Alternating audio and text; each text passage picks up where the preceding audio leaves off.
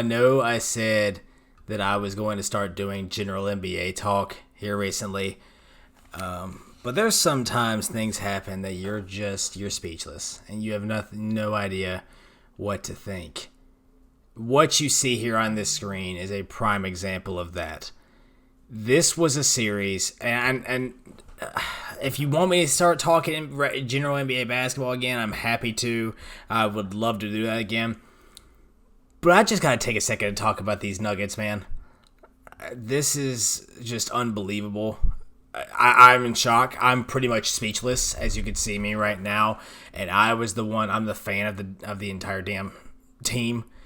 When you look at what they've been able to accomplish over these past two series, it's just mind-boggling to me. Jamal Murray is a superstar in the making if he can keep this up. Nikola Jokic is the best big man in the league. I mean, you beat this team by this much, by 15 points in Game 7, trailing by 12, just after you beat them by like 16. Are you kidding me? You hold Paul George and Kawhi Leonard combined to 24 points in a Game 7 to go to the Western Conference Finals? I know a lot of people are going to point out, they say, oh, they got the big bad Lakers coming up. They got LeBron James. They got Anthony Davis. I understand that. I get it. Don't count this team out. Stop counting this team out. They are going to give the Lakers a bigger shot, a better fight than a lot of people think they're going to. I am sick and tired of seeing the disrespect to this team on my timeline. It's from mainstream guys. Jamal Murray went and caught up Shaquille O'Neal, Charles Barkley, and Zach Lowe was the other one, along with some others, but he didn't really name any other names. You have got to start putting more respect on this team. 3-1 deficit twice for the first time in NBA history. Only 13 teams have come back from a 3-1 deficit. The Nuggets have done it twice in the same offseason. I understand the Clippers, this was a choke. The Clippers did not show up in Game 7. This was something that they didn't really, obviously their performance wasn't great when it came down to that. They didn't show up when it matters the most. But you have got to start respecting this team. You've got to. I think I've seen a lot of mainstream media today specifically talking about how the Clippers choked, how the Clippers failed. And again, they did. They did not meet expectations. But nobody is giving the Nuggets credit. It was so easy for them to just sit down and lay down, take the beating when they're down double digits at halftime on three straight. They didn't trail by double digits at the half yesterday, but 3 separate occasions they trailed by more than 10 points. And every single time they stepped up and they made plays when it mattered the most. You've got to give credit where credit is due to this team right now. Nikola Jokic, like I've said, has cemented. I don't want to see another person talk about how Joel Embiid is better than Nikola Jokic. I don't care statistics. I don't care stats. I don't care what you have to say. Nikola Jokic is a better big man than Joel Embiid is. No ifs, ands, or buts. Jamal Murray, like I said, is a star in the making. And I will also say this, the Clippers, this might have been the biggest example of karma I've seen in a very, very, very, very, very long time. Marcus Morris and Patrick Beverley alone talked enough smack and did a lot more antics than they should have. And that's what got the team sent home. It's unbelievable to me. I'm not going to repeat this word for word because I don't say this stuff, really. In Game 5, the first game the Nuggets had to win to keep this series alive, down 3-1. Marcus Morris got into a shoving match with Paul Millsap from the Nuggets, and his response was, "You need to get ready to go the bleep home." That was his response. After that, Paul Millsap goes off for 14 points in the third quarter, and the Nuggets dominate. Ever since that point, they dominated the second half of every single game.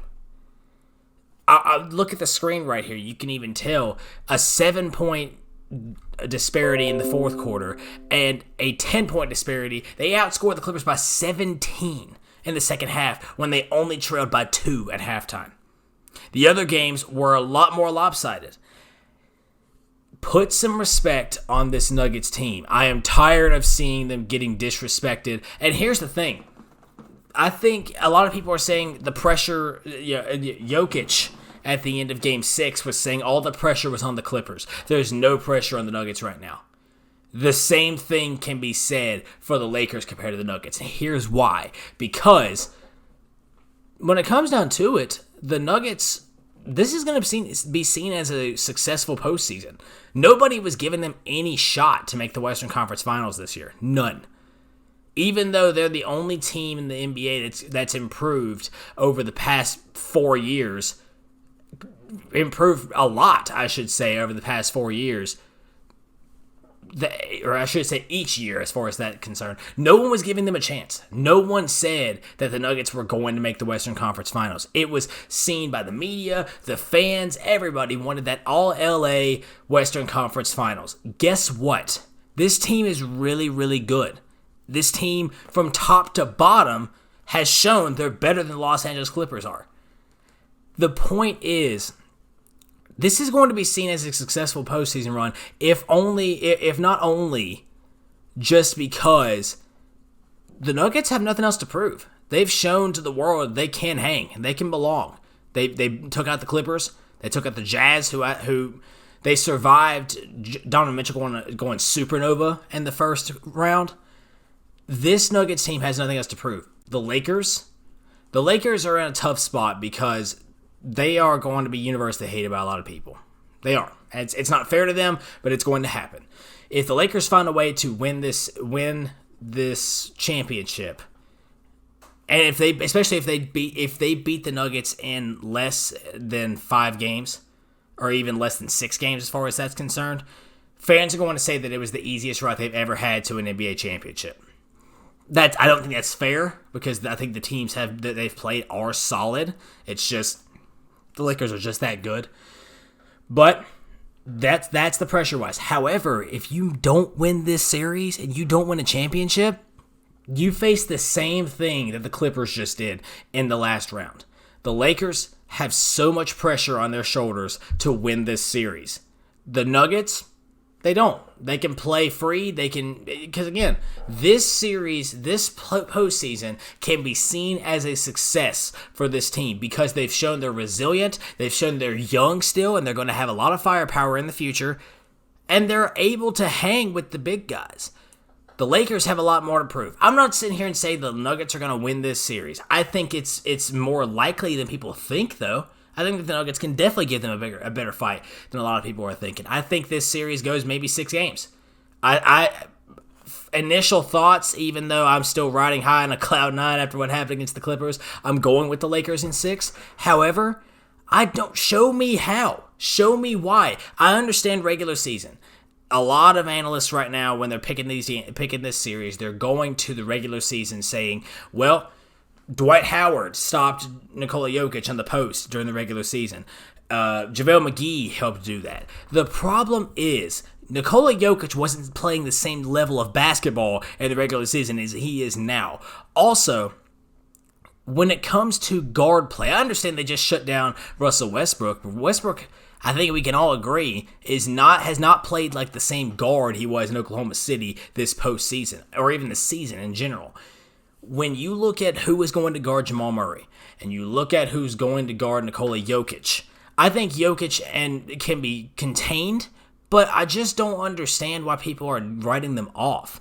I think on the defensive end, they're going to have issues guarding LeBron and Anthony Davis along with the shooters they have on the outside. I'm not saying that the Nuggets are going to shut them down defensively, but offensively, they've shown they have one of the more lethal offenses in the league. Why is that going to stop now because they're playing the Lakers? I don't see why that is the case, especially if Will Barton finds a way to get back into the bubble while healthy. He's been rehabbing his knee injury down in Florida since before the playoffs actually started.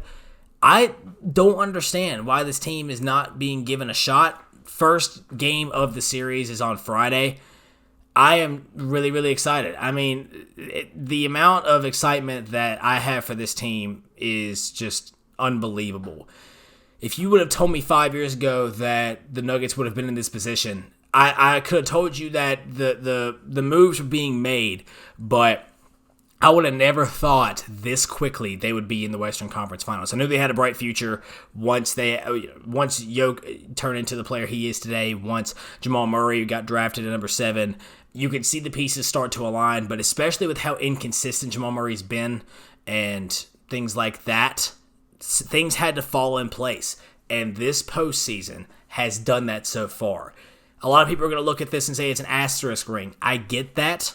But I think the vast majority of the NBA fan base can see these games, see how competitive these games are, see how exciting this postseason has been, and they're going to recognize that it's going to be a ring regardless. Whether it's the Lakers win it, whether it's the Nuggets win it, the Celtics, or the Heat, it doesn't matter. We're going to recognize that as an actual championship ring. It all remains to be seen what the Nuggets can do facing the big bad Los Angeles Lakers on Friday night. I am super excited. I didn't expect to be still watching basketball as religiously as I'm going to be, but Jamal Murray is going to have a big task ahead of him because he's going to have a lot. Again, Jokic is going to be have his hands full with Anthony Davis. It's going to be interesting to see what Jamal Murray can do. I'm assuming it's going to be Rajon Rondo that'll be guarding him, but a lot to be seen. That's going to do it for this video. I just wanted to make it, I was going to make it just a short video, but it's going on 12 minutes now.